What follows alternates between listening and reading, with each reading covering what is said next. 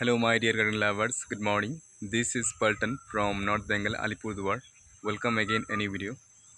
তো আজকের ভিডিওতে দেখাচ্ছি নিচু জমিতে সুপারি চাষ করা যায় কিনা এর প্রুফটা তোমরা এই ভিডিওতেই দেখতে পাবে, ঠিক আছে?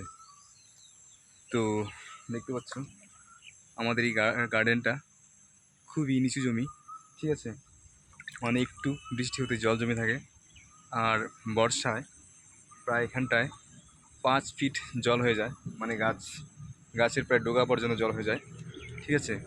গত বছর এই গার্ডেনটা লাগানো হয়েছিল, এরপরেও গাছগুলো ভালোই আছে, খুব তেমন কিছু হয়নি, ঠিক আছে? তো তোমরা যারা নিচু জমিতে সুপারি বাগান করতে চাও, কোনো ভয় নেই। সুপারি বাগান নিচু জমিতে হয়, জল জমিতেও হয়, ঠিক আছে? বাট জলটা যেন মাসের পর মাস জমে না থাকে। এই জলটা আছে, জলটা 1 সপ্তাহের মধ্যে শুকিয়ে যাবে, ঠিক আছে? বেশি দিন থাকলে খারাপ হয়ে যেতে পারে, যাতে 1 সপ্তাহ 15 দিনের মধ্যে শুকিয়ে যায়, তেমন যায় সুপারি বাগান করতেই পারো, ঠিক আছে? এটাই দেখানোর ছিল, প্রুফটা দেখতে পাচ্ছ।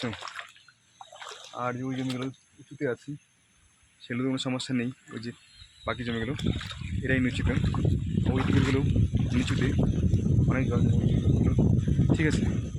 তো আজকের ভিডিওটা এখানে শেষ করছি। Be happy, make happy, best of luck, bye the nice day, see you soon my next video.